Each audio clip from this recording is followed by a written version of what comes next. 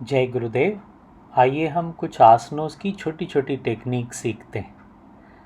तो हमें क्या करना चाहिए, आसन के एकदम योगा मैट के पिछले हिस्से पर बैठिए।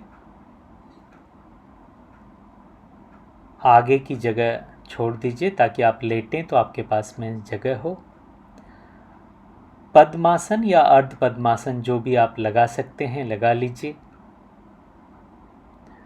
और फिर हम बॉडी रोटेशन के लिए तैयारी कर रहे हैं।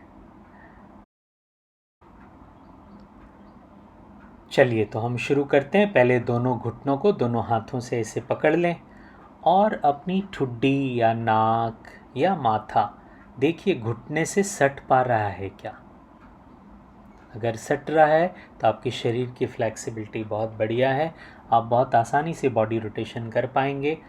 नहीं तो इसी तरह से दोनों साइड में थोड़ी थोड़ी फ्लेक्सिबिलिटी को बढ़ाएं और फिर दोनों हाथों को घुटनों पे रखना चाहिए। या तो सीधा रख लें या फिर आप थोड़ा शरीर को पीछे ले जाते हैं, फिर आगे की तरफ झुक जाएं और फिर दाहिनी ओर से श्वास भरते हुए धीरे धीरे शरीर को ऊपर ले जाएं। जब हमारा सिर ऊपर जाए तो हम श्वास भरें और जब नीचे लाएं तो श्वास छोड़ें और हमारी ठुड्डी या नाक हमारी घुटने पर रखे हुए हाथ से टच करता हुआ आए और सामने हमारा सिर अगर ज़मीन पे सट जाए तो बहुत ही बढ़िया है। इस तरह से हमें कुछ राउंड करना चाहिए, श्वास भरते हुए ऊपर, श्वास छोड़ते हुए नीचे।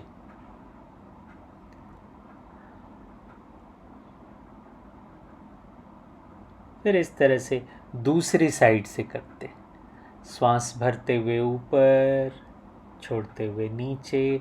ख्याल रखें आपकी ठुड्डी नाक हाथ से सटे घुटने के पास और सिर ज़मीन से सटता हुआ जाए तो बहुत बढ़िया पूरा कमर से रोटेशन अच्छे से हो पाता है और यही परफेक्ट रोटेशन है।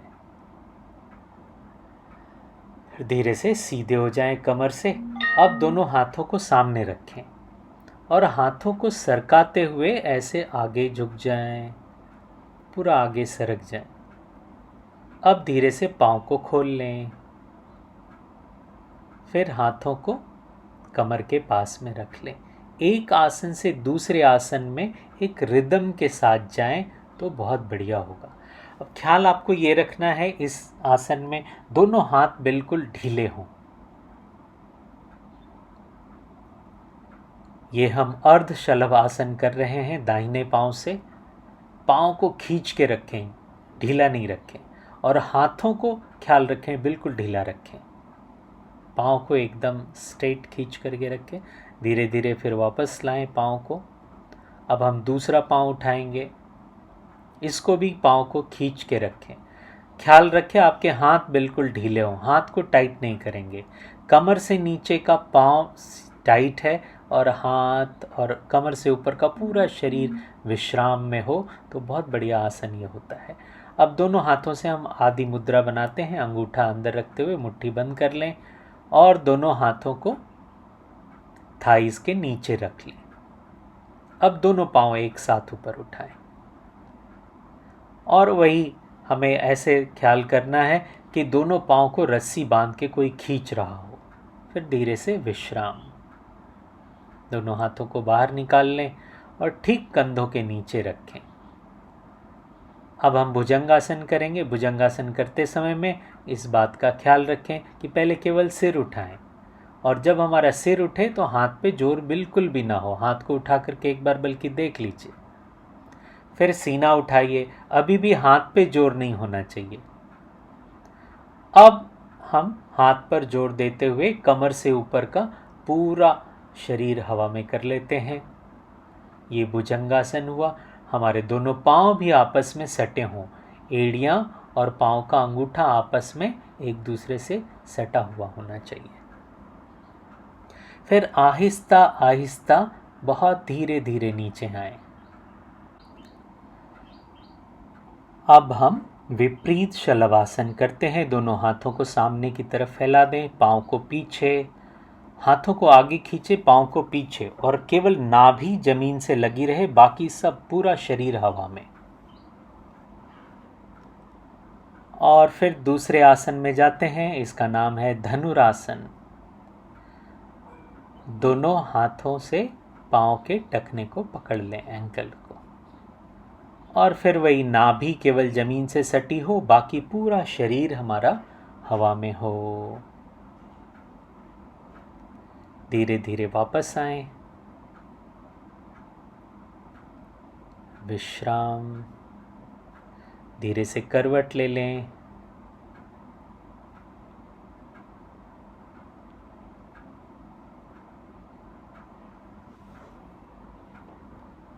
अब हम नौकासन सीखते हैं।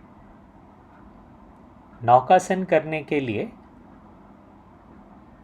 दोनों पांव को घुटनों से मोड़ लें, एड़ी जमीन पर रखे रहें।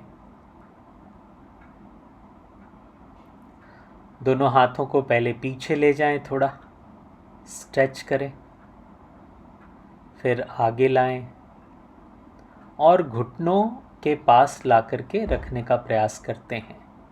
तो घुटनों पर टच करने के लिए आपको थोड़ा अपने कंधों को उठाना पड़ेगा, तो उठा लें। अब धीरे से पाँव को सीधा कर लें। अब देखिए, आपकी आंखें, आपके हाथ और पाँव का अंगूठा तीनों एक सीध में है। ये परफेक्ट नौकासन हुआ। अब हम अर्ध पवन मुक्तासन करेंगे। दाहिने पाँव से पहले पाँव को मोड़ें, दोनों हाथों से पकड़ लें और छाती पर दबाएं पाँव को अच्छे से। अभी तक देखिए सिर उठा नहीं है, पहले अच्छे से दबा लें सीने पर पाँव को, फिर हम धीरे धीरे सिर को उठाएंगे। हमारा नाक या ठुड्डी या माथा जो भी आप सटा सकते हैं, घुटने से सटाने का प्रयास। ख्याल रखें, इस अवस्था में आपका दूसरा पाँव बिल्कुल सीधा जमीन पर होना चाहिए।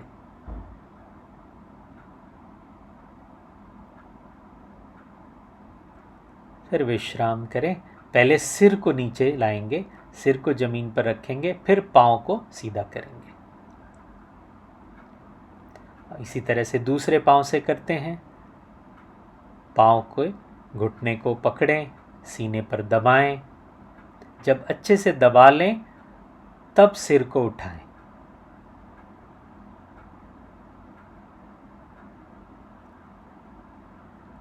आमतौर पर हम इसमें गलती करते, दोनों काम एक साथ ही कर लेते। फिर सिर को पहले रखेंगे, जब सिर जमीन पर रखा जाए तब पाँव को सीधा करें, इसका ख्याल रखना चाहिए। अब दोनों पाँव को मोड़ते हैं। इसको भी हम उसी तरह से करेंगे। दोनों पाँव को, घुटनों को पकड़ करके सीने पे पहले दबाएं। तुरंत सिर नहीं उठाएं, वेट।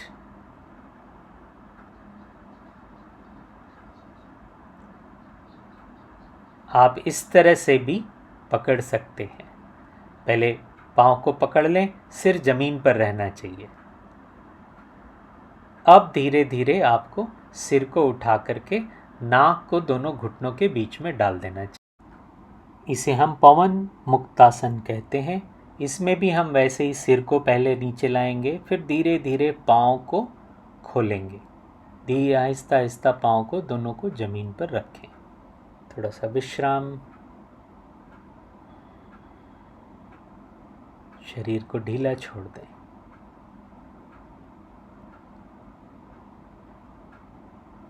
अब हम सर्वांगासन करते हैं। इसमें सपोर्ट देते हुए कमर से पूरा हम, पाँव को टेढ़ा नहीं रखें, इसमें पाँव बिल्कुल सीधा होना चाहिए, ऐसे, करेक्ट।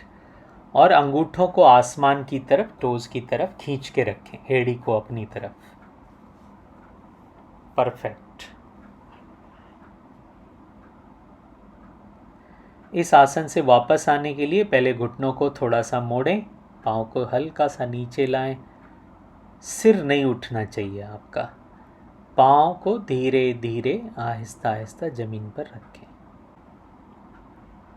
अब इसके बाद हमें थोड़ी देर विश्राम करना चाहिए और नटराज आसन भी ये इसी समय कर सकते हैं। नटराज आसन करने के बाद फिर हम धीरे से उठ कर के बैठ जाएं।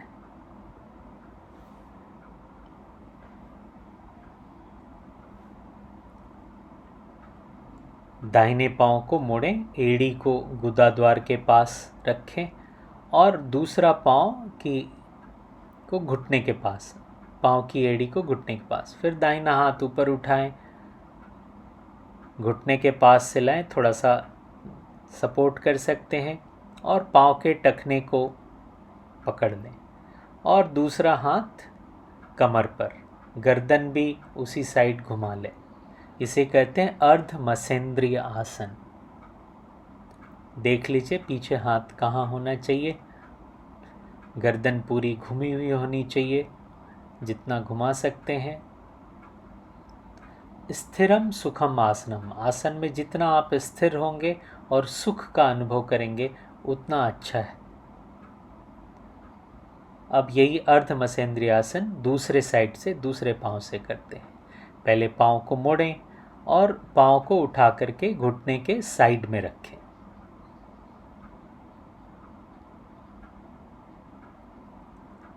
अब बाएं हाथ को ऊपर ले जाएं और फिर घुटने से दबाएं, पांव के टखने को पकड़ें।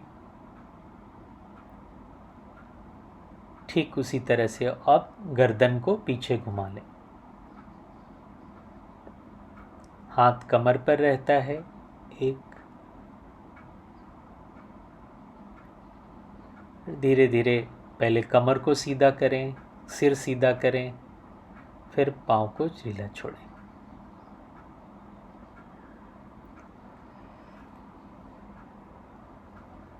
अब एक बार फिर से हम पद्मासन लगाएंगे। पिछली बार आपने जो पांव ऊपर रखा था उस पांव को इस बार ना रखें, चेंज करें ना। पिछली बार जो भी आपने रखा था दूसरा पांव इस बार पहले रखिए। फिर ये थोड़ा सा तकलीफ देगा, बट कोई बात नहीं। शरीर को बैलेंस करने के लिए आपको दोनों साइड से करना चाहिए। अब हम पर्वत आसन करते हैं। धीरे धीरे हाथों को ऊपर ले जाएं, ऊपर हाथों को जोड़ लें और कमर से ऊपर शरीर को पूरा खींचें, मानो आपका पूरा शरीर एक खूंटी पर टंगा हो। इस तरीके से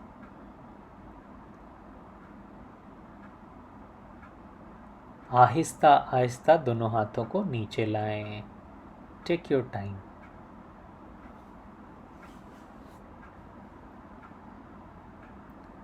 अब दाहिने हाथ से आदि मुद्रा बनाएं। बाएं हाथ से दाहिने हाथ की कलाई को पकड़ लें पीछे, इस तरीके से। करेक्ट। शरीर को थोड़ा पीछे लाते हैं और फिर सांस छोड़ते हुए धीरे धीरे आगे झुक जाएं। जब आगे झुकें तो आपका सिर जमीन पर अगर सट जाए तो बहुत ही बढ़िया है।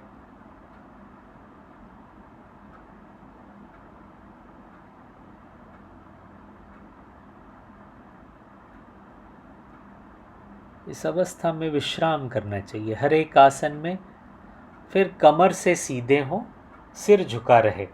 जब पूरी कमर सीधी हो जाए तब सिर को सीधा करना चाहिए।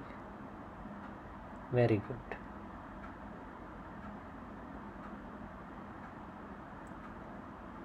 अब हम विश्राम कर सकते हैं, नाड़ी शोधन प्राणायाम कर सकते हैं। नाड़ी शोधन प्राणायाम करने के लिए और उसे सीखने के लिए आप इसी चैनल पर हमारा एक दूसरा वीडियो है, आप उसे देख सकते हैं और नाड़ी शोधन को सीख सकते हैं। धन्यवाद। जय गुरुदेव।